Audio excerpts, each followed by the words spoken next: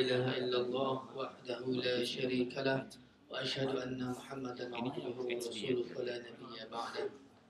اللهم صل على محمد وآل محمد كما صليت على إبراهيم وآل إبراهيم في العالمين مجيد. أعوذ بالله من الشيطان الرجيم. بسم الله الرحمن الرحيم. كل نفس ذائقة الموت. kaum musliman yang dirahmati Allah Subhanahu wa taala.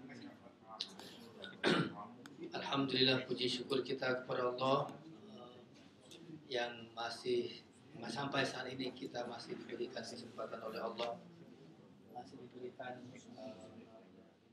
nyawa kita oleh Allah Subhanahu wa taala.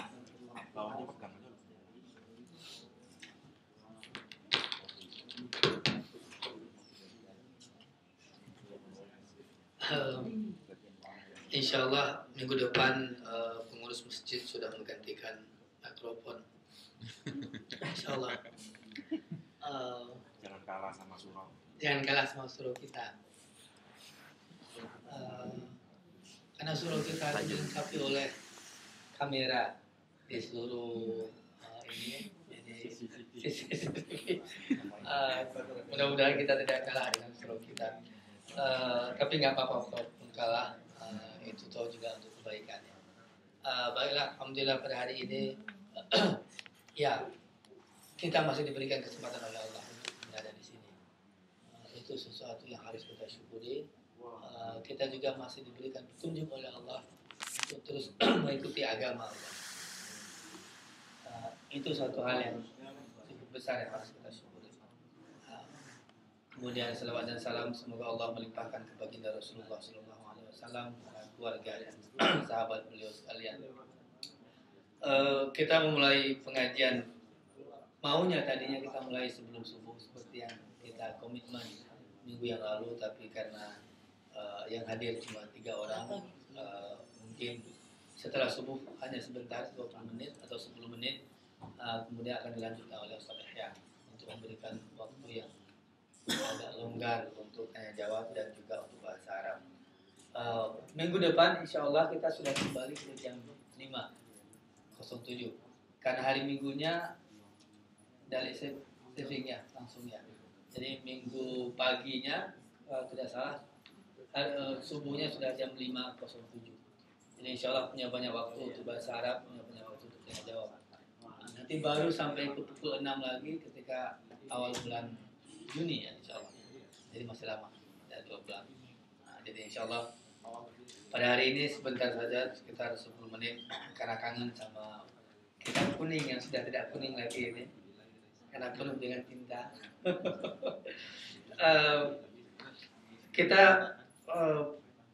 Maka pembahasan kita pada hari ini adalah tentang bab maut wasiddati dan kehebatannya maut. Pedihnya maut, bab kematian, suatu bab yang kita tahu semua kita ini akan mati. Ya, seperti berkali-kali yang saya ucapkan bahwa kita ini akan mati. Dan saya sangat senang dengan bab yang ini, bab mati. Karena apa? Karena kematian inilah yang bisa mengingatkan kita bahwa satu saat bahwa kita akan pergi. Akan kembali, sama seperti saya punya analogi. Saya sudah hampir 4 tahun di sini kuliah, ya. Tapi tidak ada barang-barang yang ada di rumah saya itu yang bagus. Pertama ya karena saya nggak punya uang. Kedua memang saya tidak mau beli yang bagus. Karena apa? Ketika saya mau beli yang bagus, saya pikir ngapain saya beli yang bagus? Toh nanti ketika saya pulang, saya akan tinggalkan di sini. Mobil pun pertama karena saya nggak punya uang, kedua karena memang saya tidak mau beli yang bagus. Kalau istri harus yang cantik ya. Itu beda tuh sama gue. Istri harus yang cantik. Yang penting perempuan. Tidak banci. Jadi karena saya berpikir suatu saat saya akan pulang ke Indonesia. Di sana saya tinggal, bukan di sini.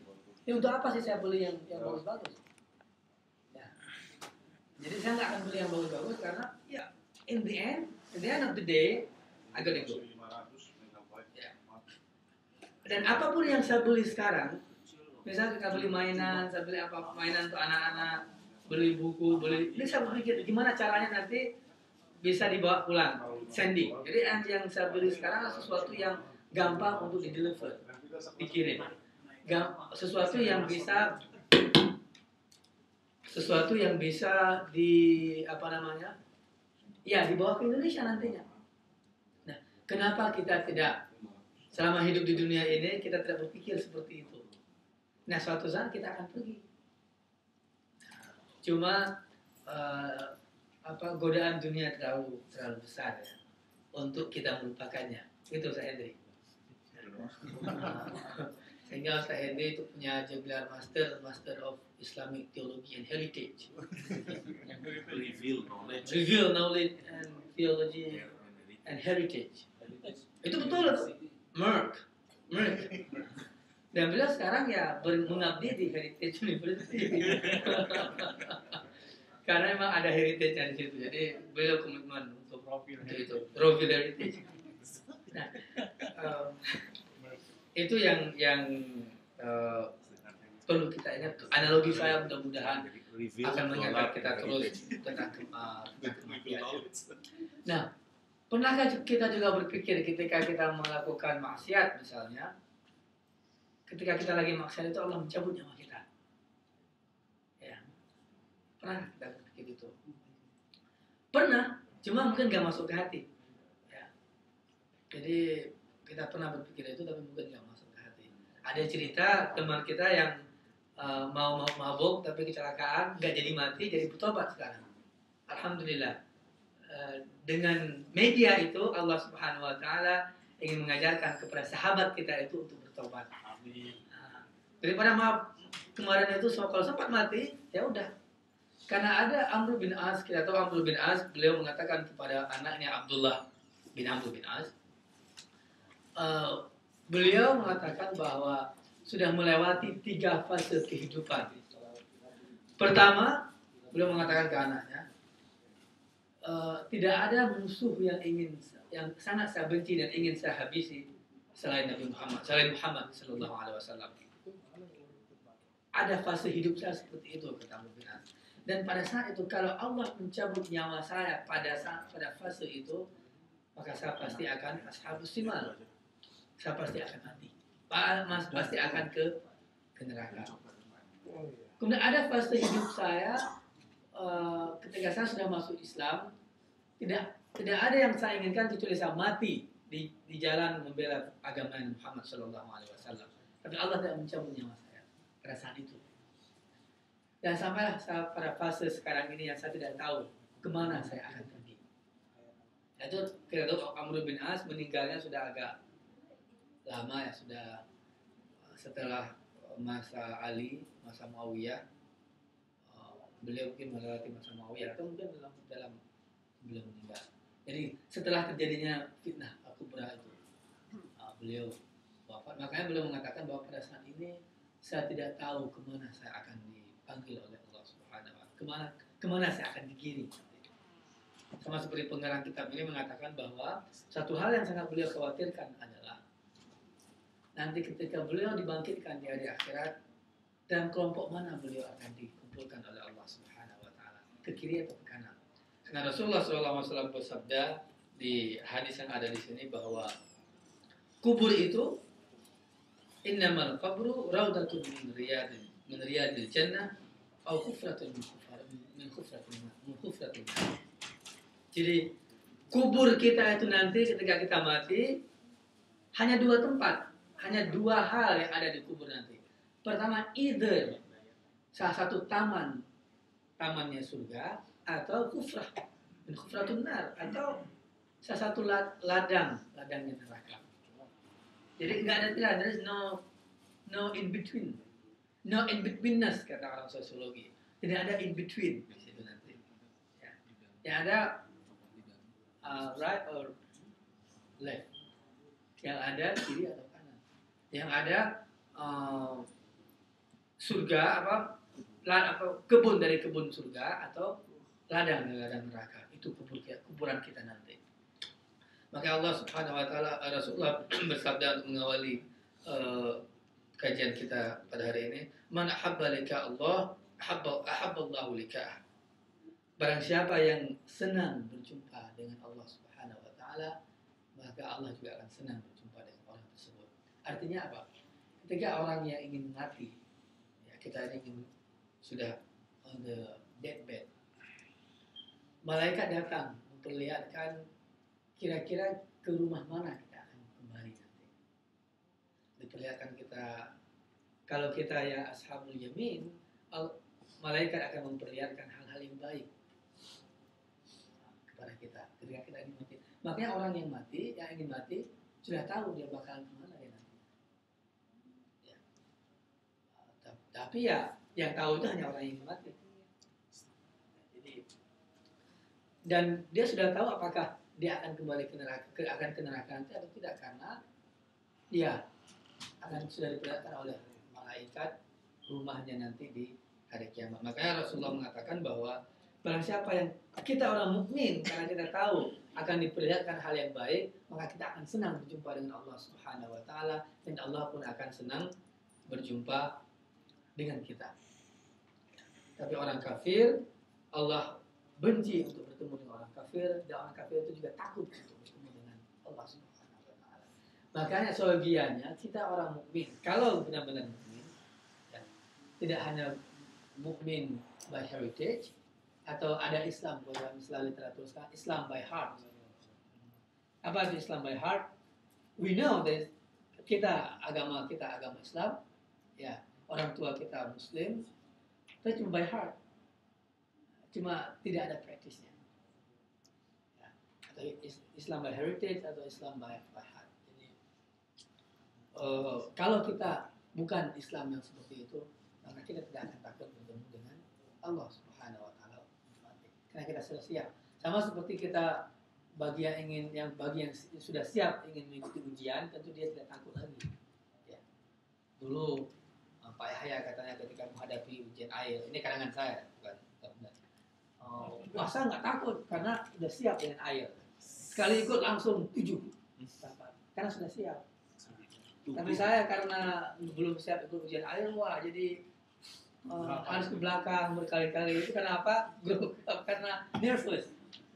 Ya. Jadi seperti itu. Bagi yang kita sudah siap, insya Allah. Saya juga masih takut mati karena belum siap, ya. Insya Allah kita berusaha sama-sama untuk menyiapkan diri kita. Rasulullah SAW menggambarkan bagaimana perihnya sakit nyawa kita dicabut oleh malaikatnya Allah. Kata Rasul, qaddiru siddatul maut wa karbihi 'alal mu'min kakadaru salasumi'ati darbatu misal. Jadi sakitnya maut nyawa dicabut oleh malaikat itu sama seperti pukulan 300 kali pedang. Ya, ada riwayat lain mengatakan bahwa ketika Ka'ab ditanyakan oleh sahabatnya bagaimana tentang mati, maka dia mengatakan bahwa mati itu sama seperti ada pohon yang berduri, ya, kemudian dimasukkan, ditancapkan ke segumpal daging dan ditarik dengan cepat, maka akan tersisa daging-daging di duri-duri tersebut, ya, begitu sakitnya. Sama seperti pohon yang berduri ditusukkan ke tubuh kita, kemudian ditarik dengan paksa. Seperti apa sakitnya? Begitulah perumpamaan sakitnya mati, ya, ajal itu datang. Kemudian Rasulullah SAW juga bersabda bahwa ketika Allah Subhanahu wa taala menyinari manusia itu dengan sinaran Islam, maka dia akan ada beberapa tanda kalau Allah sudah menyinari manusia itu dengan sinaran Islam dan iman. Tandanya bahwa orang yang sudah mendapatkan manisnya iman itu, sweetness of iman, adalah at-tajafi an darul ghurur wal anabati ila darul khulud wal isti'dadu lil mauti qabla nuzuli. 3 hal, 3 alamatnya. Yang pertama adalah orang yang sadar betul tentang kefanaan, ketidakkekalannya darul ghurur. Rumah yang penuh senda gurau ini adalah bumi. Ya. Maka sehingga dalam literatur Islam dunia ini disebut dengan darul ghurur, rumah yang senda gurau, rumah main-main. Nah, kalau bahasa kita rumah ecek-ecek. Orang yang sudah tahu itu, insya Allah sudah mengerti tentang sweetness iman. Ecek-ecek, bahasa kita di Sumatera. Ya Pak ya, bahasa kita di Medan ecek-ecek. Kemudian orang yang tahu rumah yang akan kekal, darul khulud, yaitu rumah kekal di akhirat. Tahu bahwa dunia ini adalah hanya ghurur, tahu bahwa akhirat nanti adalah kekal. Ya.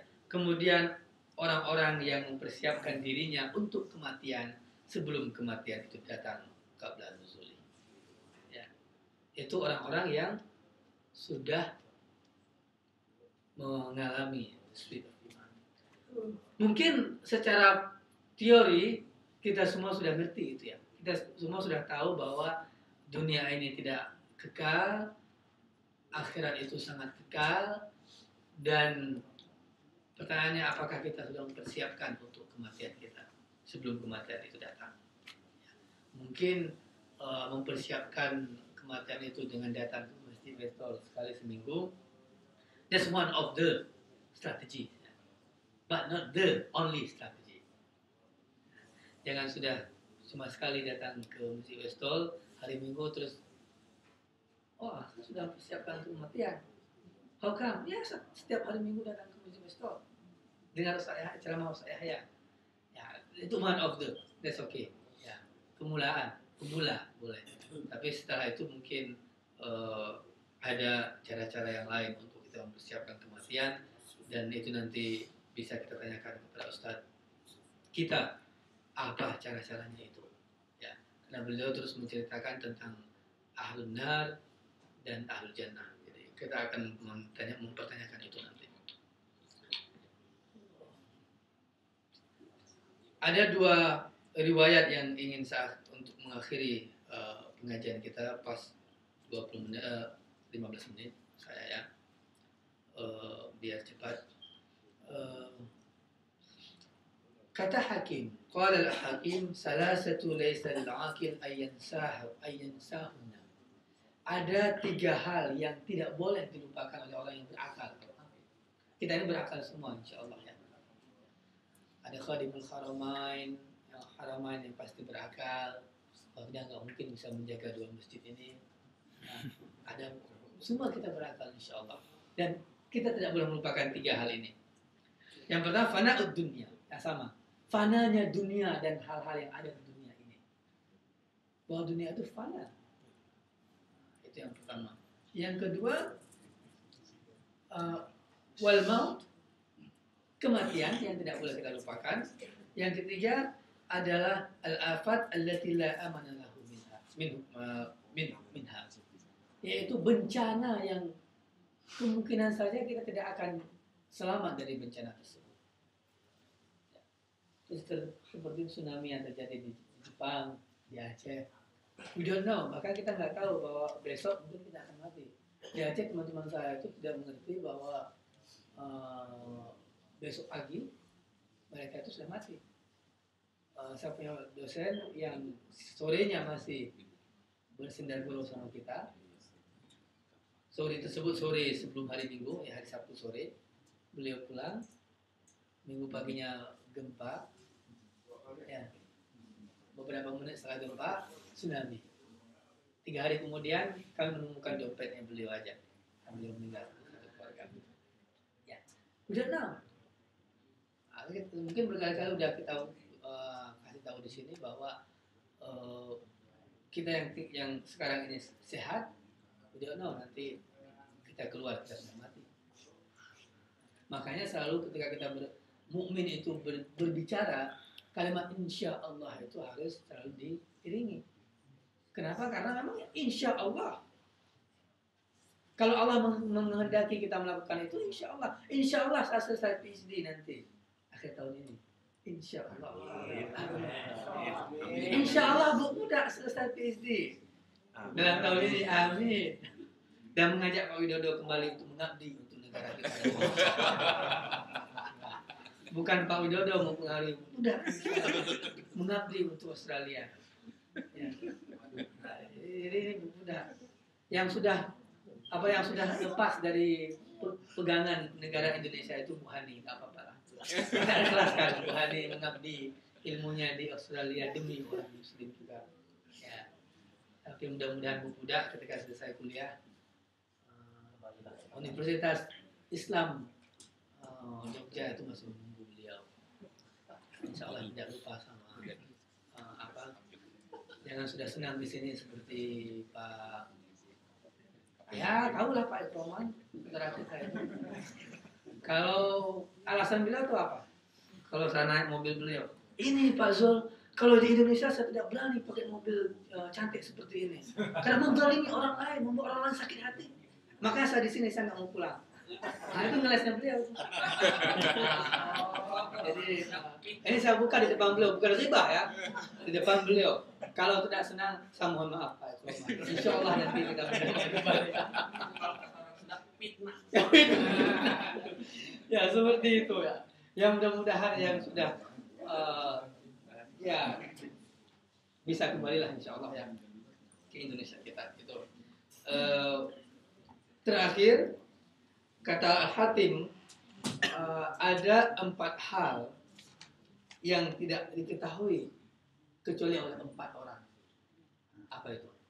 Ya. Yang pertama, arba'atu la yu'rifu qadraha illa arba'. Qadrus sababun la ya'rifuhu illa syuyukh. Bagaimana muda itu tidak diketahui kecuali oleh orang tua. Saya yang masih muda ini nggak tahu bagaimana problema kemudaan, the youthfulness itu, kecuali kalau nanti saya sudah tua. Pak Marzuki ketika beliau masih seumur saya, masih petantang-petantang ke sana ke sini. Ketika sudah tua, baru ada waktu. Selalu Pak Kenapa Pak Marzuki? Nggak tahu kenapa Pak Marzuki terus ya. Mohon maaf Pak Marzuki, saya nggak sengaja Pak. Karena Pak Marzuki yang paling gampang memaafkan saya. Orang Aceh benci sama orang Jawa.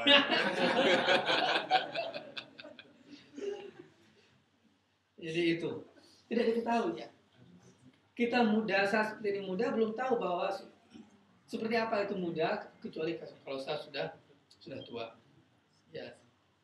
Kemudian al-afiyah la ya'rifu illa ahlul bala. Keselamatan itu, rasa tenang itu belum kita rasakan, nikmatnya rasa tenang kecuali dirasakan oleh orang yang sedang tertimpa musibah.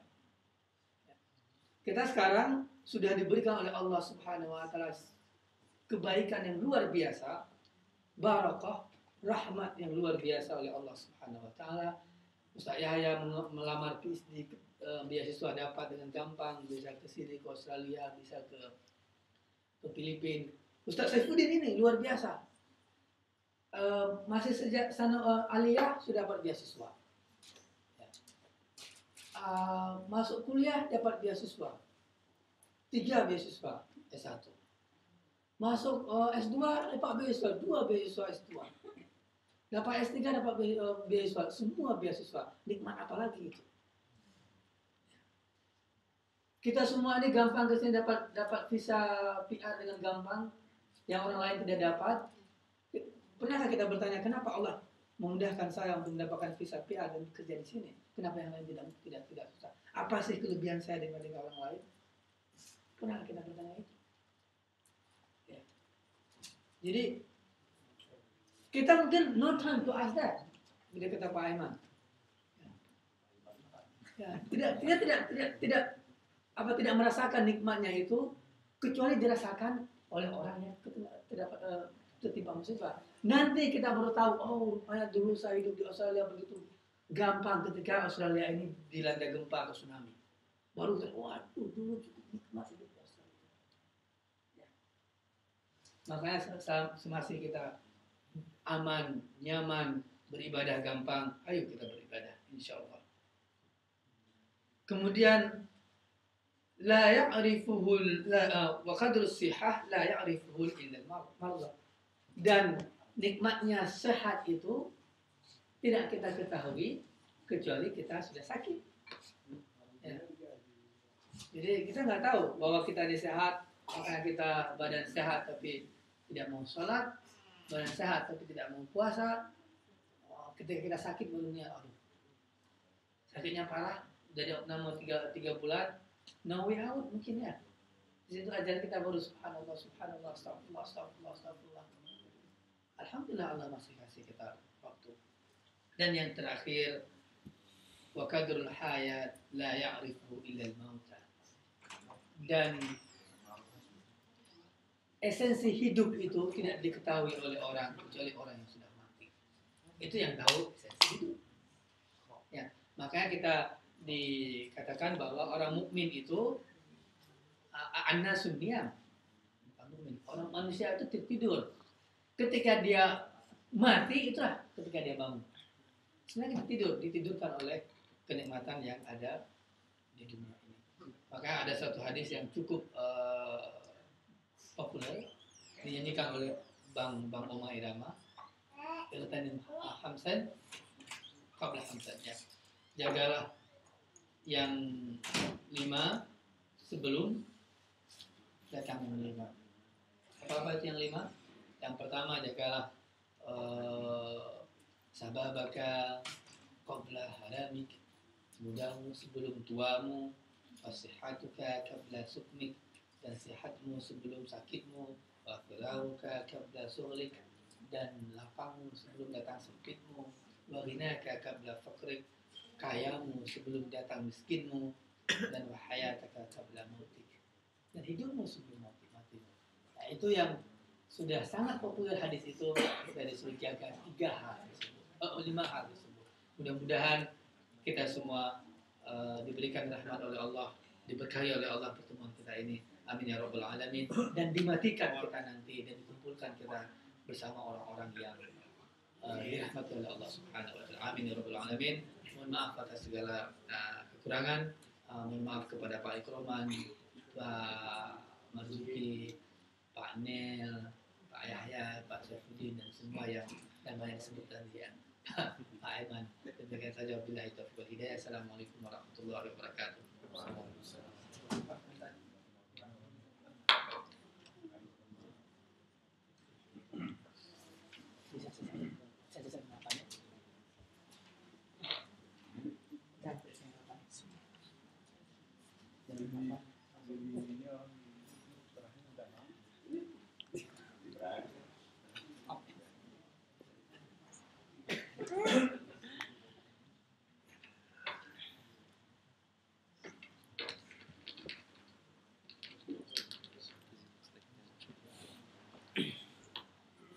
Assalamualaikum warahmatullahi wabarakatuh. Alhamdulillah wassalatu wassalamu ala Rasulillah wa ala alihi wa ashabihi wa wala. Asyhadu an la ilaha illallah wa asyhadu anna Muhammadan abduhu wa rasuluhu alladzi balagha ar-risalah wa adda al-amana wa nasaha al-ummah wa jahada fi sabilihi haqqa jihadih. Ikhwatal iman azakumullah, alhamdulillah rabbil alamin. Pagi hari ini kita menyambung kajian tafsir Ibnu Katsir yang insyaallah kalau saya ulang akan diteruskan oleh Ustaz Saifuddin insyaallah dan Ustaz Gungun insyaallah. Jadi masih akan berlanjut terus menerus kajian tafsir kita. Di ayat 121 ini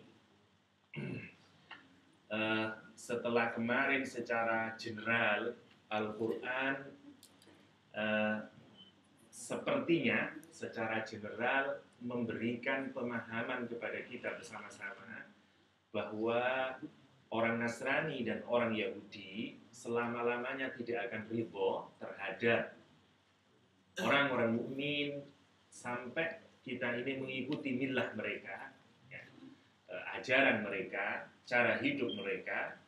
Seakan-akan biasanya setelah kita diajarkan tentang motif dasar mereka yang memaksa kita agar mengikuti milah mereka, kemudian akan timbul di benak kita bahwa semua orang Nasrani dan orang Yahudi akan memiliki mentalitas semacam itu. Ayat 121, seperti biasa, Al-Quran tidak menginginkan kita untuk membuat generalisasi. Karena itu di 121, Al-Quran mengingatkan kita bahwa ada di antara mereka itu yang membaca Taurat dan Injil secara benar. Dan kemudian dia beriman kepada Rasulullah SAW. Sehingga kita tidak cepat-cepat melakukan generalisasi. Meskipun Al-Quran banyak sekali menunjukkan kebanyakan di antara mereka. Porsinya meskipun besar. Tapi sekali lagi, generalisasi selalu tidak dibenarkan di dalam Al-Quranul Karim. Kita baca ayat 121. Bismillahirrahmanirrahim. Wala in ittaba'ta alladzina atainahumul kitaba yatluna haqqa tilawatih ulaika yu'minuna bih.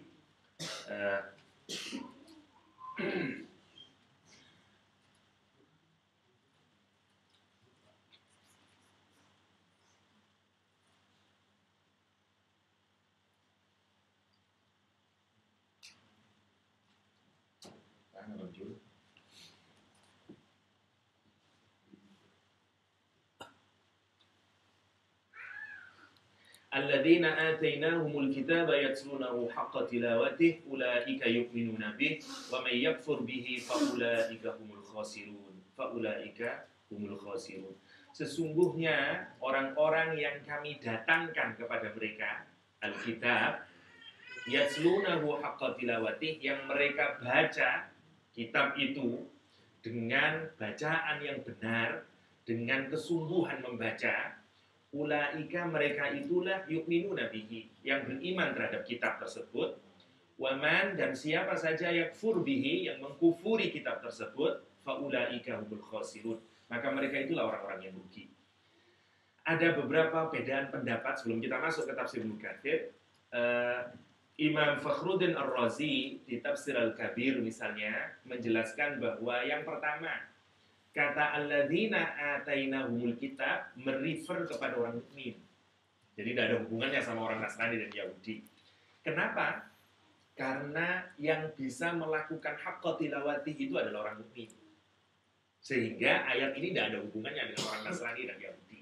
Kalau bacaan kita pertama alladzina atainahumul kitab itu merefer kepada orang mukmin. Sehingga tidak ada hubungannya dengan orang Nasrani. Dan pendapat pertama ini juga didukung dengan endingnya.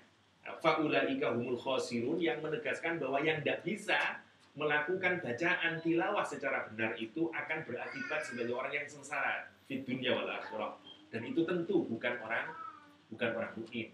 Karena itu bacaan pertama, subjek pertama yang dipilih oleh para ulama dari kata alladzina atainahumul kitab adalah orang mukmin. Tetapi pendapat ini lemah karena jumhur menyatakan alladzina atainahumul kitab itu merefer kepada orang Nasrani dan Yahudi. Apalagi dikhawatir Ibnu Katsir, dikhawatir Syekh Mutawalli Sya'rawi misalnya menjelaskan dahulu di zaman Rasulullah SAW datang segerombolan atau sekelompok orang-orang Yahudi dan Nasrani dari Tursina, dari Bukit Sina, bersama dengan Ja'far bin Abi Thalib datang ke Madinah menemui Rasulullah SAW, dan mereka beriman kepada Rasulullah SAW. Setelah itu turunlah ayat alladzina atainahumul kitab. Sehingga memang termasuk juga Ibnu Katsir merefer ayat ini itu berkenaan dengan orang Nasrani dan orang Yahudi. Ini yang pertama. Alladzina atainahumul kitab yatlunahu haqqa tilawatih. Qala Abdul Razzaq an Ma'mar an Qatadah hum al-yahud wan nasara. Karena itu orang yang datang kepada mereka Alkitab, yang mereka membaca dengan bacaan yang benar, dengan kesungguhan tilawah yang benar. Nanti kita akan melihat apa yang dimaksud dengan tilawah. Mereka adalah orang Yahudi dan Nasrani. Wa huwa qaulu Abdurrahman bin Zaid bin Aslam wa ikhtarahu Ibnu Jarir. Ibnu Jarir juga memilih pendapat bahwa subjek ayat ini adalah orang Nasrani dan orang Yahudi. Wa qala Ibnu Abi Hatim haddatsana Abi haddatsana Ibrahim bin Musa wa Abdullah bin Amr wa Abdullah bin Imran al-Asbahani qala haddatsana Yahya bin Yaman haddatsana Usama bin Zaid an abihi an Umar bin Khattab yatluna haqqa tilawati. Yang dimaksud dengan yatluna haqqa tilawati menurut Ibnu Katsir di sini mengutip pendapat Umar bin Khattab, idza marra bi dzikril jannah, kalau lewat ayat rahmat, kalau yang kita baca ini ayat-ayat rahmat, sa'alallahul jannah, maka orang itu meminta kepada Allah akan surga. Ya. Wa idza marra bi dzikrin nar, kalau yang dibaca itu, yang ketika dia membaca Al-Qur'an itu bercerita atau menuturkan tentang neraka, ta'awwadza billahi minan nar, maka mereka meminta perlindungan dari neraka. Kalau cara kita membaca Al-Quran itu dengan melibatkan keseluruhan diri kita, sehingga kalau Al-Quran berbicara tentang ayat azab, kita mohon perlindungan dari Allah agar kita dijauhkan dari azab dan dijauhkan dari api neraka. Kalau ayat yang kita baca itu berkenaan tentang surga, maka akan timbul perasaan semoga Allah menjadikan kita di surga. Itulah yang disebut dengan haqqat tilawati. Kalau kita sekedar baca Al-Quran tanpa melibatkan perasaan semacam itu, kita belum haqqat tilawati. Jadi haqqat tilawati menurut Umar bin Khattab adalah jika kita baca Al-Quran, ada interaksi di situ antara jiwa kita dengan apa yang kita baca. Itu disebut dengan haqqat tilawati. Sekali lagi Imam Fakhruddin Ar-Razi paling tidak mendaftar ada 5 yang disebut dengan haqqat tilawati, kata Imam Fakhruddin Ar-Razi. Yang pertama, tadabbaru fa'amalu.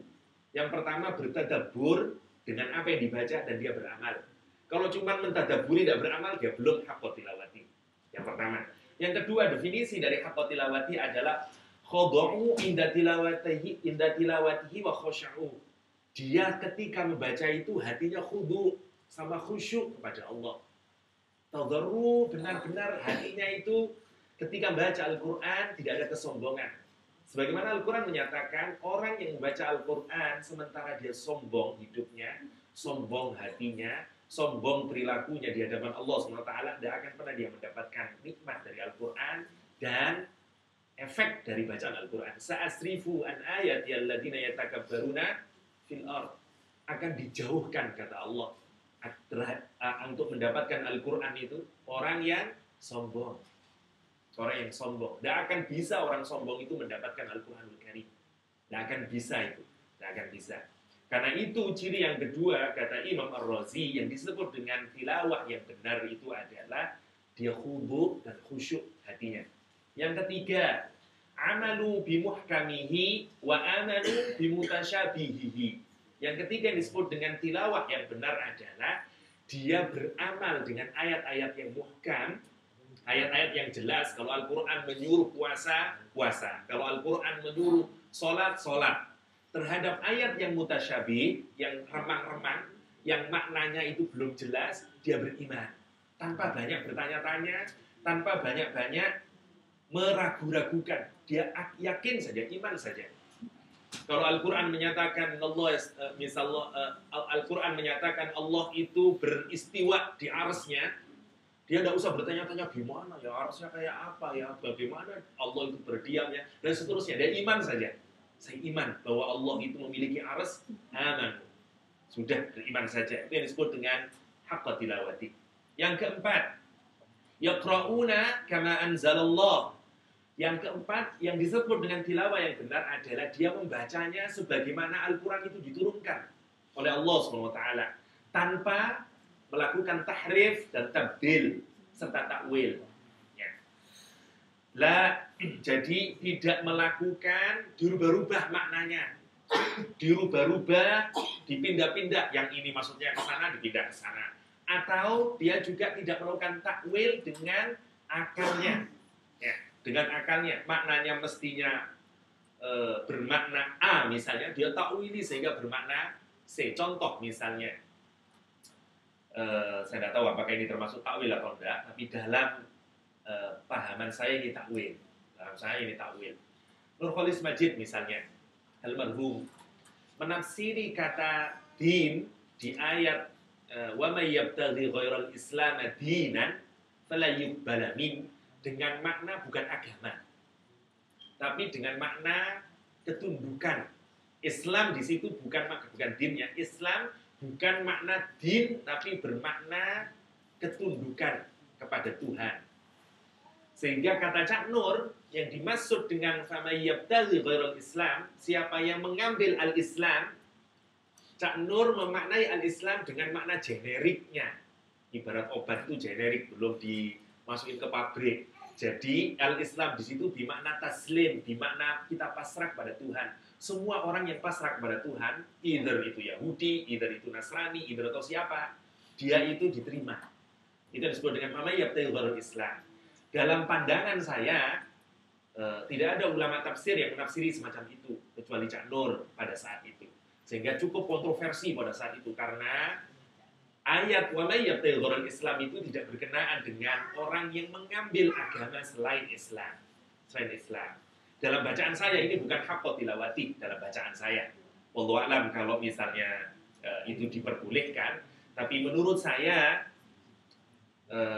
mungkin itu sudah bagian dari takwil yang terlalu jauh, karena mungkin di awal Cak Nur sudah punya keinginan untuk mengembangkan pluralisme sehingga semua agama accepted by Allah SWT.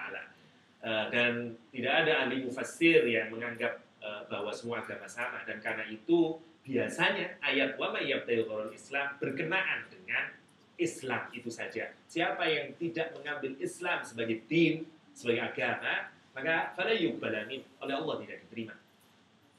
Saya tidak tahu, itu menurut saya adalah contoh takwil yang tidak diperbolehkan karena mengalihkan makna awalnya, makna awalnya. Yang kelima, misalnya dari Ar-Razi tentang makna tilawah adalah antahmilal ayat ala kulli hadhil wujuh li'annaha mushtarikatun fi mafhumin wahid wa huwa ta'zimuha.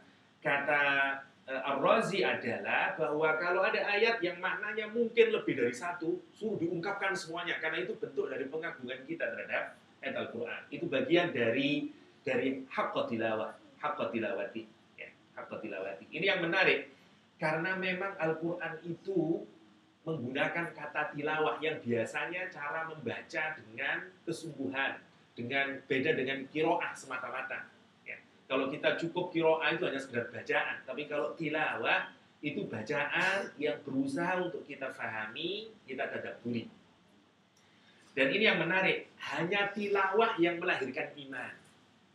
Hanya tilawah yang melahirkan iman. Qiraah belum tentu melahirkan iman. Ini nanti yang kita lihat, kalau kita lihat di ayat ini, alladzina atainahumul kitaba yatlunahu haqqa tilawatih ulaika yu'minuna bih.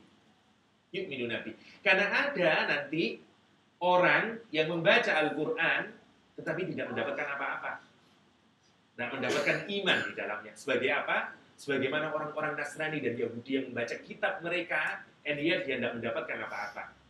Dan ini indahnya kata Syekh Umar Al-Biqai, ya, kata Al-Biqai di Nadbud Duror menyebutkan ketika Al-Quran menggunakan membaca Al-Quran itu dalam bentuk hal apa? Kalau tidak menjadi subjek, kalau di sini ini kan menjadi subjek, misalnya di ayat Al-Quran menyatakan wahum yatslunal kitab. Ketika Al-Quran merefer kepada perilaku orang Yahudi dan Nasrani yang mereka itu sebenarnya tidak iman terhadap Allah SWT, wahum yatslunal kitab, kata Al-Quran, dan keadaan mereka itu membaca Al-Quran, membaca kitab, gitu. Tapi dianggap dengan sama sekali tidak baca, tidak mendapatkan iman. Lah Al-Quran itu memposisikan kalimatnya itu secara redaksional menjadi hal istilahnya. Berbeda ketika Al-Quran menjadikan khobar. Di ayat ini menjadi khobar. Maksudnya apa? Kalau kita membaca Al-Quran, posisi kita ini benar-benar aktif di dalam baca Al-Quran. Itu yang sebenarnya dimaksud dengan tilawah. Berbeda dengan orang yang hanya sekedar memposisikan pola membaca itu hanya sekedar pembacaan saja. Tidak benar-benar dia yang perilaku aktif di dalam membaca Al-Quran.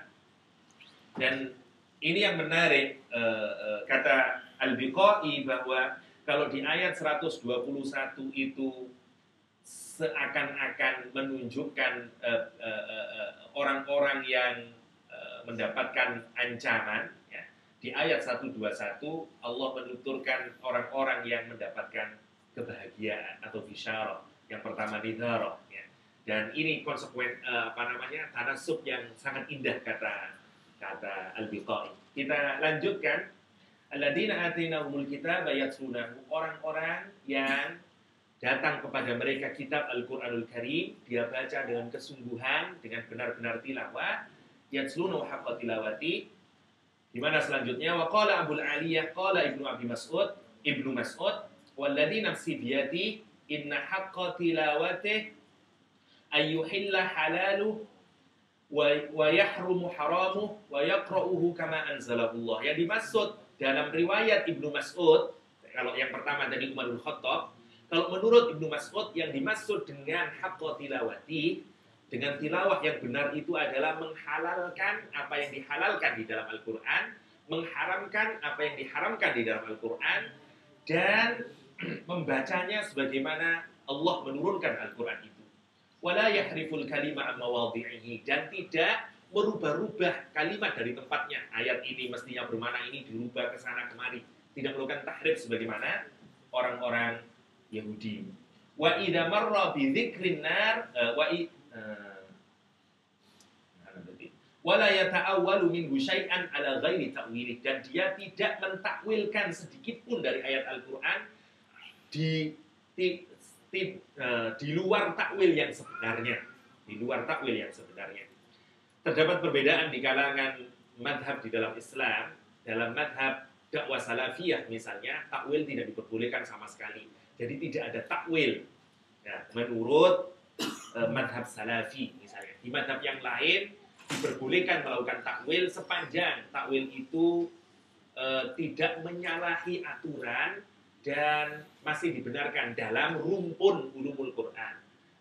Contoh takwil yang dibenarkan itu adalah misalnya kalau dalam madhab yang lain, tangan Allah ditakwili dengan makna kekuasaan misalnya. Tapi dalam madhab salafi tidak boleh itu. Yadullah ya yadullah, udah. Tangan Allah ya tangan Allah. Maknanya apa? Wallahu a'lam. Tidak usah dipertanyakan. Memangnya siapa kita kok nanya-nanyain itu? Jadi ya sudah, tangan Allah ya tangan Allah. Wajah Allah ya wajah Allah. Kursi Allah ya kursi Allah. That's it. No question at all. Itu untuk madhab salaf. Tapi yang dimaksud takwil di sini, yang haqqa tilawati di sini, takwil yang tidak diperbolehkan, takwil yang tidak sesuai. Yang tidak sesuai. Ya. Saya tidak tahu gimana contoh yang salah. Nanti mungkin suatu saat kita bicara contoh takwil-takwil yang melenceng yang sudah pernah dilakukan oleh orang-orang terdahulu. Wa kadza rawahu Abdul Razzaq an Ma'mar an Qatadah wa Mansur bin Mu'tamir an Ibnu Mas'ud. Wa qala As-Suddi an Ibnu Malik an Ibnu Abbas fi hadhihi al-ayah qala yuhilluna halalah wa yuharrimuna haramah wa la yuharrifuna an mawadhi'ihi. Sama maknanya, menghalalkan yang halal, mengharamkan yang haram, dan tidak melakukan tahrif. Dari Ibnu Abi Hatim, Warwawi Ibnu Abi Aswad Nahdalik, Qala Hasan Al-Basri. Kemudian Hasan Al-Basri, saya ingin cerita Hasan Al-Basri. Hasan Al-Basri adalah tabi'in yang tumbuh dalam naungan para sahabat Rasulullah SAW. Saya mikir-mikir itu betapa indahnya orang yang hidup dalam belayan Rasulullah SAW. Jangankan di belayan Rasulullah, dalam belayan sahabat saja sudah sebegitu hebatnya manusia itu. Hasan Al-Basri adalah budak yang dibebaskan, ayahnya adalah budak yang dibebaskan oleh Zaid bin Sabit. Dia ini satu riwayat pernah menetek kepada istri Rasulullah SAW, yaitu Ummu Salamah. Karena itu kata Dr. Raghib Al-Sirjani, berkah rodoahnya, barokah susuannya Ummu Salamah, itu nanti berakibat begitu sangat hebatnya terhadap Hasan Al-Basri. Hasan Al-Basri ini dikasih nama juga oleh Ummu Salamah dengan nama Hasan ketika ibunya yang merupakan budaknya Ummu Salamah. Jadi ayahnya mantan budaknya Zaid bin Sabit, ibunya mantan budaknya Ummu Salamah, istri Rasulullah SAW. Jadi bayangin, ini kan budaknya sahabat saja bisa jadi orang yang begitu mulianya. Ya. Tapi kemudian dimerdekakan. Ya.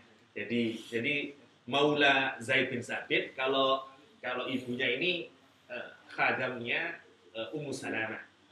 kemudian punya anak, dibawa ke Ummu Salamah, senang Ummu Salamah itu digendong dan menetek pada dia. Karena itu, jadi kalau dalam fikih kan jadi anak susuannya sebenarnya, apalagi kalau jadi nasabnya ke Rasulullah kemudian. Hasan al-Basri ini berguru kepada hampir 70-an kalau saya tidak keliru di antara sahabat, termasuk Utsman bin Affan, Umar bin Khattab. Dia hidup di masa Umar bin Khattab. Dan orangnya begitu sangat hebat sekali. Ketika masih kecil dibawa kepada Umar bin Khattab, Umar bin Khattab berdoa kepadanya dengan doa yang terkenal, Allahumma faqihhu fiddin wa habibhu ilan nas. Ya Allah, cerdaskan anak ini.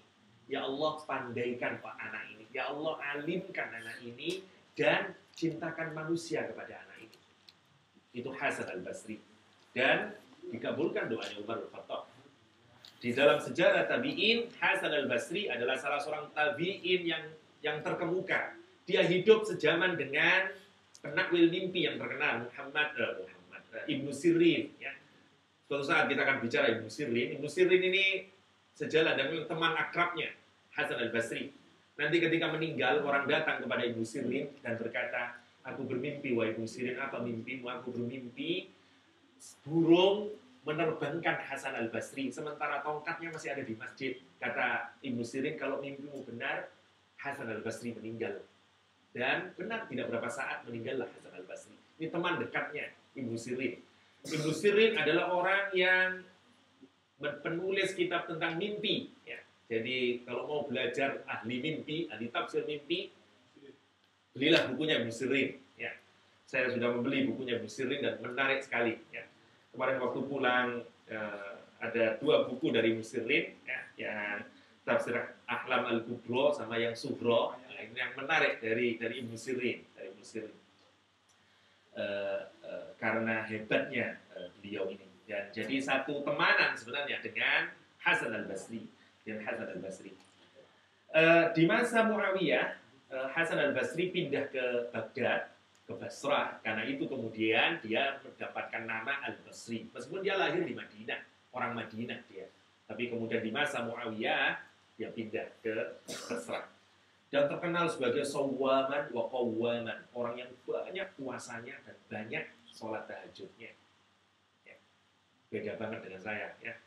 Nawaman, kalau saya banyak tidurnya, ya, sama banyak makannya. Hasan al-Basri, sawwaman wa qawwaman, ya. Banyak puasanya dan banyak sholat tahajudnya. Hebat keilmuannya, kita baca pernyataan dari para ulama. Anas bin Malik, sahabat Rasulullah SAW, menyatakan kepada orang-orang, kalau ada masalah yang orang lupa, salul Hasan, fa'innahu hafidha wa nasina. Kata, bawa masalah ini kepada Hasan al-Basri karena dia masih ingat sementara kita ini lupa. Hasan al-Basri. Yazid bin Hauthab misalnya, rekan-rekannya di kalangan tabi'in menyatakan, ma ra'aitu akhwafu minal Hasan wa Umar bin Abdul Aziz ka'anan nar lam tukhlaq illa lahuma. Kata dia, aku belum pernah melihat orang yang takutnya kepada Allah SWT melebihi takutnya Hasan al-Basri dan Umar bin Abdul Aziz. Seakan-akan, kata dia, neraka itu cuma diciptakan untuk mereka berdua. Kenapa? Karena Hasan al-Basri terkenal orang yang paling banyak menangis. Nangis terus kerjanya kepada Allah SWT. Nangis terus. Sampai ditanyain, ma yubkika, apa yang membuatmu menangis, wahai Imam Hasan? Akhafu ayyat rihani ghadan finnar wala yubali. Kata dia, saya ini takut kalau besok saya dilemparkan ke neraka dan Allah tidak peduli lagi dengan saya. Kata dia. Ketika ditanya lagi, dia nangis terus. Apa kata dia?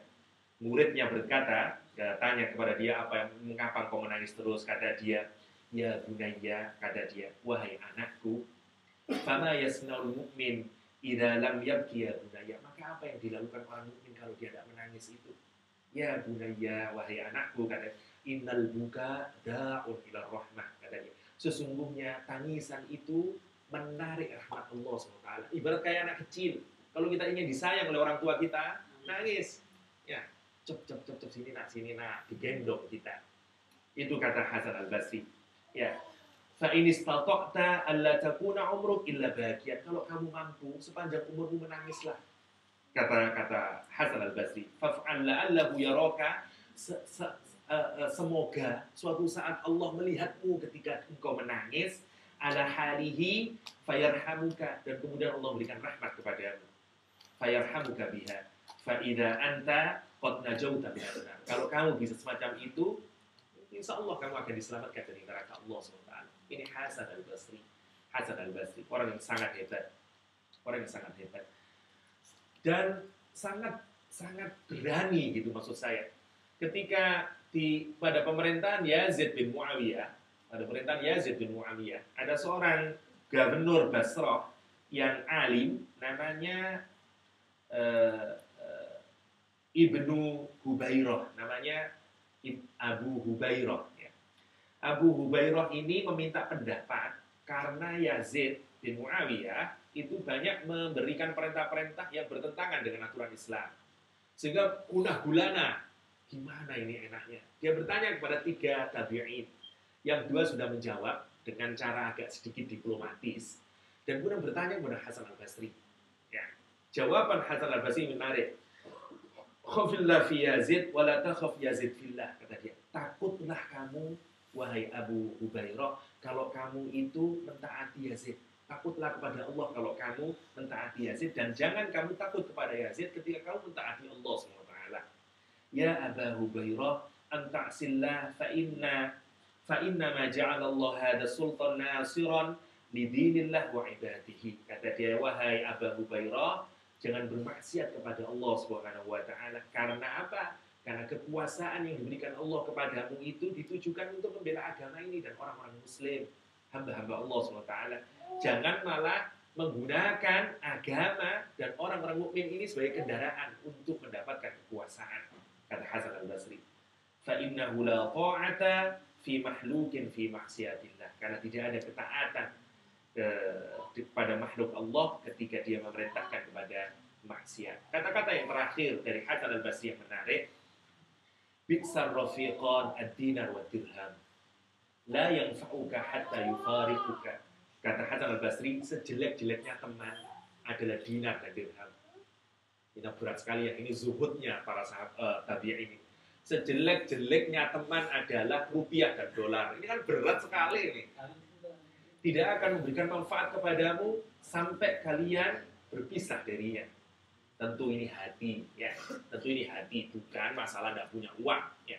Karena banyak sekali tabi'in yang kaya, banyak sekali sahabat yang kaya. Persoalannya adalah jangan jadikan harta itu teman hati kita. Ya, yang kalau kehilangan sumpeknya minta ampun, tapi kalau kehilangan iman, kehilangan sholat, nggak ada sumpek-sumpeknya. Saya, aduh, nggak sholat maghrib saya. Biasa aja gitu, nggak ada susahnya. Tapi kalau kehilangan $100, wah ngaco, saya hilang. Nah, ini ikatan kita terhadap dunia jauh lebih hebat daripada ikatan kita terhadap akhirat kita. Dan ini kecelakaan. Suatu saat muridnya juga bertanya kepada Hasan al-Basri, ya Aba Sa'id, wahai Aba Sa'id, mal iman? Apa iman itu, wahai Hasan al-Basri? Apa jawaban Hasan al-Basri? As-sabru was-samaha. Yang disebut dengan iman itu adalah sabar dan jembarnya hati. Jembarnya hati itu luasnya hati. Ya. Jembarnya hati. Kemudian ditanya lagi, mas-sabru was-samaha. Apa yang dimaksud dengan sabar dan samahah itu dan luasnya hati itu? Kata dia, as-sabru an maksiatillah. Bersabarlah untuk tidak berbuat maksiat kepada Allah dan berjembar hatilah, berluas hatilah, sabarlah juga untuk melaksanakan perintah-perintah Allah SWT. Sing jembar hati nih, maksudnya itu. Sing legowo, yang enak rasanya hatinya itu. Jembar hati itu bukan luas hati ya, Toleransi. lapang, dada nyaman rasanya ketika kita ini melaksanakan perintah Allah SWT. Ya, itu yang dimaksudkan wassamaha bi'ada'i faraidillah. Ya. Kalau kita ini merasa nyaman, tentram, yang enak rasanya gitu. Jangan merasa kepaksa, jangan merasa kalau masih ada sisa itu belum iman kita. Itu maksudnya. Jadi sabar wassamahah itu yang dimaksud dengan iman indal Hasan al-Basri. Apa kata Hasan al-Basri berkenaan dengan ayat kita ini? Muncul jam berapa muncul? Waqala Hasan al-Basri ya'maluna bimuhkamih wa yu'minuna bimutasyabihihi. Yang dimaksud dengan haqqa tilawati adalah menjalankan ayat-ayat yang muhkam, yang sudah sharih dan jelas, dan beriman saja semata-mata dengan ayat-ayat yang mutasyabihat. Yakiluna ma ashkala alaihim ila alimihi, dan membiarkan apa yang tidak difahami terhadap orang yang alim sajalah. Kalau tidak paham ya udahlah.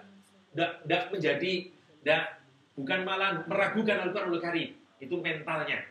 Kalau kita mau yang termasuk orang yang haqqa tilawati, satu, beramal dengan apa yang sudah jelas, beriman terhadap ayat yang mutasyabihat, dan kalau ada yang kita tidak paham, udah kita nanti aja pada orang yang lebih tahu. Bukan malah meragukan, bukan malah wah tidak benar ini ayat ini, misalnya kayak gitu. Itu yang dimaksud oleh Hasan al-Basri dengan haqqa tilawati. Wa qala Ibnu Abi Hatim haddatsana Abu Zur'ah haddatsana Ibrahim bin Musa akhbarana Ibnu Abi Zaidah akhbarana Dawud bin Abi Hind an Ikrimah Ibnu Abbas fi qawli yasna haqqa tilawati qala yattabi'una haqqa ittiba'.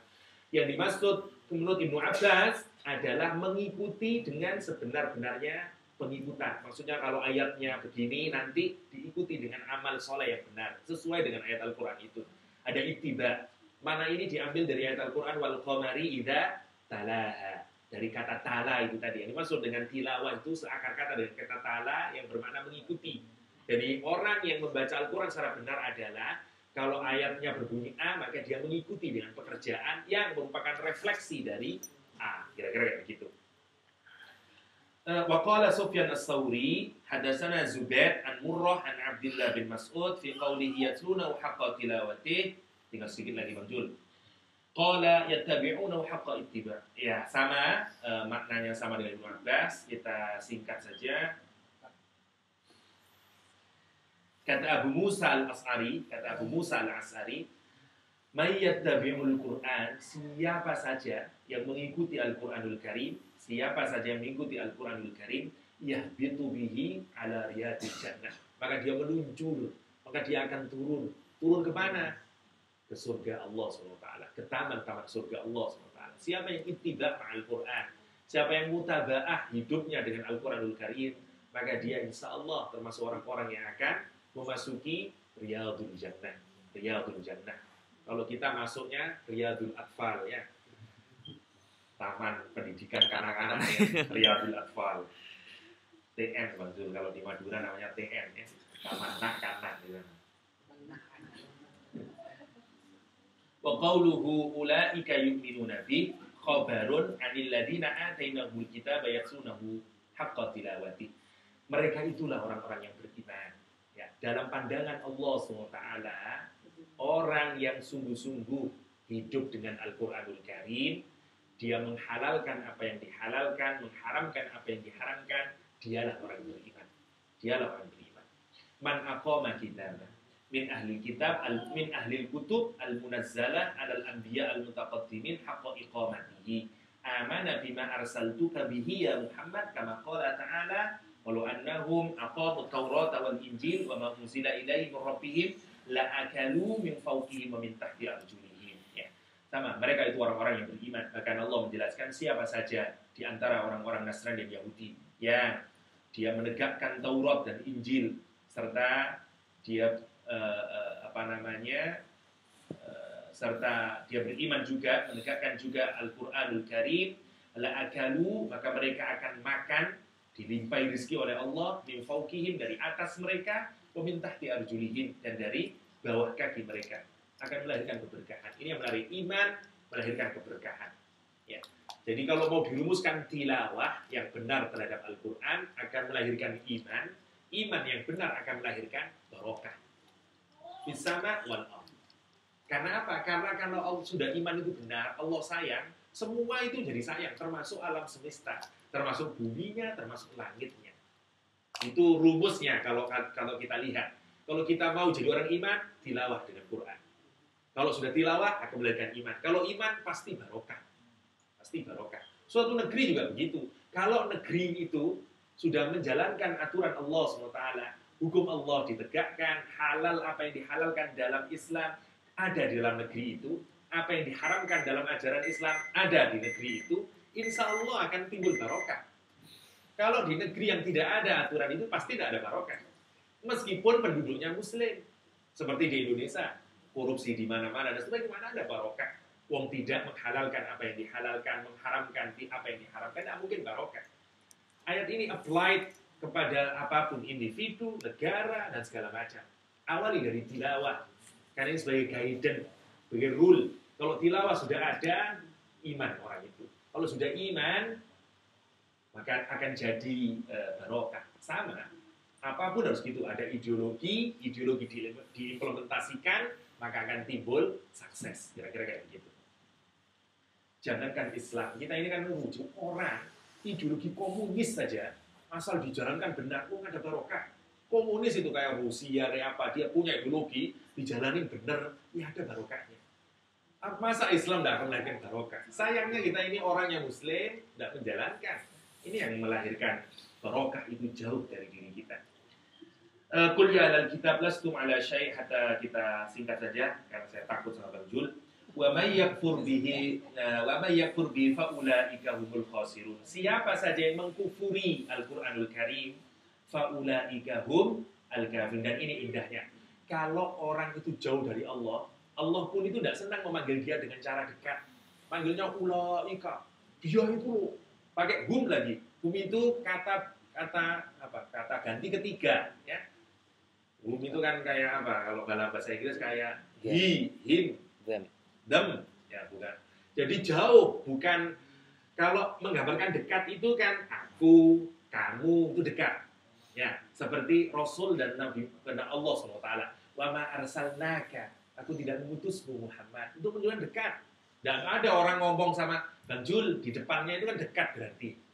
Tapi kalau orang jauh pakai kata benda ketiga seperti ini. Wa may yakfur bihi, siapa yang mengkufuri Al-Qur'anul Karim, ulaika hum, mereka itu Allah tidak senang. Manggilnya aja udah jauh. Mereka itu loh, jauh itu. Mereka itulah al-khasirun, orang-orang yang rugi dunia dan akhirat. Walladzi nafsi biyadih, di dalam hadis sahih yang menyatakan, la yasma'u bi ahadun min hadhil ummah yahudiyyun wala nasraniyyun thumma la yu'minu bi illa dakhalan. Siapa saja, kata Rasulullah SAW, yang mendengar dari umatku ini, kalau dia ini orang Yahudi Nasrani dan dia tidak beriman kepadaku, kecuali dia akan masuki neraka Allah Subhanahu wa taala. Ayat ini sekali lagi mengajar kita semuanya untuk yang pertama adalah bahwa mari kita bertilawah secara benar dengan Al-Qur'anul Karim. Kita melibatkan seluruh hati kita untuk khudu' dan khusyuk di dalam baca Al-Qur'anul Karim. Sebenarnya mungkin tadabbur dengan Al-Qur'anul Karim. Setelah itu beramal dengan apa yang kita baca, menghalalkan apa yang dihalalkan, mengharamkan apa yang diharamkan, dan tidak melakukan tahrif, merubah-rubah pemaknaan, serta mendahulukan akal kita dengan Al-Qur'anul Karim. Saya jadi teringat ada seorang sahabat, kalau saya tidak keliru Abu Hurairah atau siapa saya lupa, bercengkrama antar sahabat. Yang sahabat satu itu berbicara hadis, dia bilang ada hadis Rasulullah bilang gini-gini. Sahabat yang satu bilang, loh enggak, tapi Abu Hurairah itu bilang begini. Apa? Dia kemudian marah. Kamu bandingkan kata-kata Rasulullah dengan kata-kata Abu Hurairah? Kata dia. Kamu mau bandingkan kata-kata Rasulullah dengan kata-kata Abu Hurairah? Katakan, kenapa kamu masih menolak gitu? Orang sekarang kalau kita bandingkan, sudah ada hadis sahih, sudah ada Al-Qur'an Karim, masih mendahulukan. Ini kan qala al-Karmak misalnya, qala siapa, dan seterusnya. Perhatian kita terhadap ayat-ayat Allah, perhatian kita terhadap Rasulullah SAW sudah sangat jauh dari perilaku orang-orang soleh dahulu, orang-orang soleh dahulu. Ini yang penting. Jadi haqqa tilawati, tilawah yang benar akan melahirkan iman, iman yang benar akan melahirkan barokah dalam hidup kita. Insyaallah amin ya rabbal alamin. Adana Allah wa iyyakum ajma'in. Assalamualaikum warahmatullahi wabarakatuh. Maaf betul.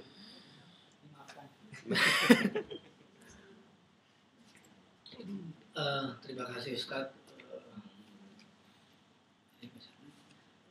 Mungkin kita buka tanya jawab 2 orang supaya menghemat waktu untuk bahasa Arab. atau mungkin sudah nggak ada yang dipertanyakan lagi, ya Pak Wid, nggak ada yang ditanyakan. Biasa ada Pak Azhari, jadi Pak Azhari yang bertanya. Oke, ibu-ibu ada. Takut mati kok.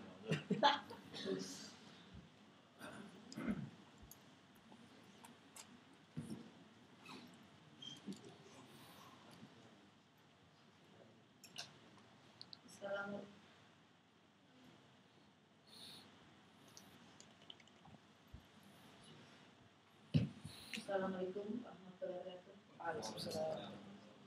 Alhamdulillah saya diberi kesempatan untuk bertanya. Saya ini sebenarnya sekitar di dunia pemerintahan saya. Pertanyaan saya pada pagi hari ini saya sangat sedih, Ustaz, karena walaupun saya sudah katakan berkali-kali, tapi sedih mengatakan apakah saya sudah benar?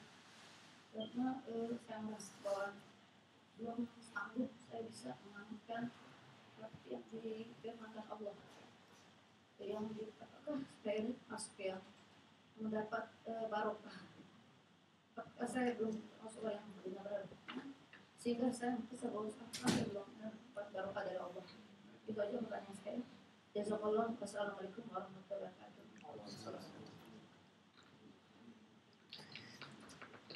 Bismillahirrahmanirrahim. Tentang tilawah kita, tidak ada orang yang sempurna di dalam mengapresiasi Al-Quran, apalagi pada zaman kita hari ini dengan seluruh kelemahan kita. Yang termasuk orang yang Al-Quran menggambarkan sebagai menyia-nyiakan Al-Quranul Karim adalah orang yang hanya membaca Al-Quran dengan lesannya saja, sementara tidak ada keinginan untuk mengamalkan Al-Quran itu dalam hidupnya. Yang paling jelas, cara kita tilawah dengan Al-Quran yang pertama, sebagai bukti kesungguhan kita adalah, bacalah Al-Quran dengan hukum tajwid yang benar. Ini level paling awal dari cara kita muamalah dengan Al-Quranul Karim. Kalau kita belum ngerti tajwidnya, ya belajar tajwidnya. Kalau belum bagus bacaannya, ya harus dibaguskan. Seperti orang menyanyi saja. Ya, orang nyanyi aja nggak tahu nadanya, yang nggak enak kita keingin benar kita dan seterusnya. Tapi ini bukan segala-galanya. Jangan sudah merasa selesai kalau sudah bacaannya baik. That's only the first step. Cara kita muamalah dengan Al-Quranul Karim itu step paling pertama saja masih dengan Al-Quranul Karim. Karena masih step yang lain masih sangat banyak. Dan itu justru lebih esensial. Tetapi sekali lagi, jangan naik dulu sebelum yang pertama ini belum. Jadi pastikan bacaan kita baik. Kenapa? Karena sekali lagi bacaan Al-Quran adalah mukjizat. Banyak orang menjadi masuk Islam hanya dengan sentuhan ayat Al-Quranul Karim. Dengan sentuhan ayat Al-Quranul Karim. Jadi yang pertama, pastikan kita belajar untuk baca Al-Quran secara baik dan benar. Menurut aturan ilmu tajwid. Yang kedua, usahalah untuk memahaminya. Kalau kita tidak mengerti bahasa Arab, ya tentu belilah kitab tafsirnya. Sudah ada kitab-kitab dalam bahasa Indonesia dalam tafsirnya. Syukur-syukur kalau kita ikuti dengan belajar bahasa Arab. Karena tentu saja Al-Quran bahasa Arab dan akan sangat memudahkan kita untuk mentadabburi Al-Quran kalau kita memahami bahasa Arab. Ya. Tetapi sekali lagi, bukan berarti kalau tidak bisa bahasa Arab, tidak bisa bertadabbur. Sama sekali tidak benar. Karena sudah banyak media-media yang lain yang membantu kita untuk bisa bertadabbur dengan Al-Quranul Karim. Terjemahannya, tafsirnya, dan seterusnya. Kalau ini sudah dilakukan setelah ditadabbur, mencobalah untuk beramal dengan bacaan kita. Kata para sahabat Nabi, tidak pernah aku memahami satu ayat Al-Quran sebelum aku melaksanakannya. Ini yang mentalnya berbeda dengan kita. Kalau kita kan banyak yang difahami, yang diamalkan yang sedikit. Kalau zaman Rasulullah dan para sahabatnya, kalau dia memahami ayat, itu sampai dia faham dan dia amalkan. Terus begitu. Berbeda dengan kita.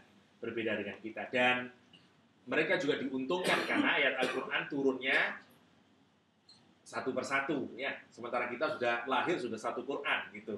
Sudah jadi.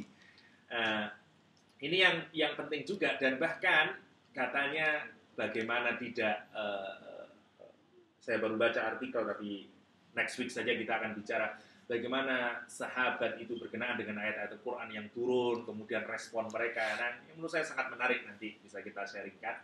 Tapi sekali lagi bahwa setelah kita tadabbur ma'al Quran, setelah kita mentadaburi Al-Quran, usahakanlah, kata para ulama, untuk dihafalkan. Karena itu pengikat di dalam hati. Ya. Jadi, startnya baca yang baik, ditadaburi, coba beramal, dihafalkan. Ya. Karena itu yang mengikat dalam hati kita. Hafalan itu mengikat di dalam hati kita. Terus gitu. Untuk diingatkan lagi, diingatkan lagi. Jadi, hafalan itu bukan hanya untuk Ustadz Fadil, untuk kita semuanya. Untuk kita semuanya. Dan rugilah orang yang hati tidak memiliki hafalan Al-Quranul Karim. Rugilah. Jadi cita-citalah yang sungguh-sungguh untuk menghafalkan Al-Quran Karim meskipun belum hafal-hafal. Yang penting sungguh mau menghafalkan Al-Quranul Karim. Apalagi Ustadz Fadil sudah punya program. Syukur kalau mau mengikuti. Ya. Bayangkan nanti di surga itu ada orang-orang yang semuanya misalnya dapat buah-buahan, yang enak-enak, nikmat-nikmat. Orang ini tidak punya. Udah tidak punya. Kenapa kamu tidak punya? Iya, dulu saya hafal tapi sudah lupa. Saya tidak pernah care lagi dengan bacaan saya. Al-Ikhlas saya udah tidak hafal saya. Kalkul terus ya, nah, terus dan seterusnya. Ya. Jadi ikatlah Al-Quran di dalam jiwa kita. Betapa berharganya seorang Muslim yang di dalam hatinya dan pikirannya ada Al-Quranul Karim. Kenapa kita bangga dengan ada pikiran-pikiran selain Al-Quran di dalam otak kita, sementara kita tidak risih dengan kosongnya pikiran kita dari Al-Quranul Karim. Ya. Kita hafal berbagai rumus, kita tahu segala macam, ya. Sampai telepon berapa ratus kita hafalin, ya. Tapi nggak ada Al-Quran yang ada di dalam hati. Kata Rasulullah, sungguh rumah orang yang tidak dibaca di dalamnya Al-Quranul Karim, dia seperti kuburan. Rumah yang hebat saja seperti kuburan. Sama dengan jiwa orang mukmin. Kalau orang mukmin nggak ada Al-Quran di dalamnya, just kuburan. Rumah seperti bangkai saja. Orang yang nggak ada nyawanya. Karena sesungguhnya yang menghidupkan kita adalah Al-Quranul Karim. Karena itu usahalah untuk berinteraksi dengan Al-Quran. Dibaca, jangan anak kita saja yang untuk menghafalkan Al-Quran. Nambahlah dari Qul Huwallahu Ahad ke Qul A'udzu Binas, teruslah. Jangan Qul Huwallahu Ahad ke Binas terus. Malaikatnya ini ahli benar Qul Huwallahu Ahad ke Binas. Ya.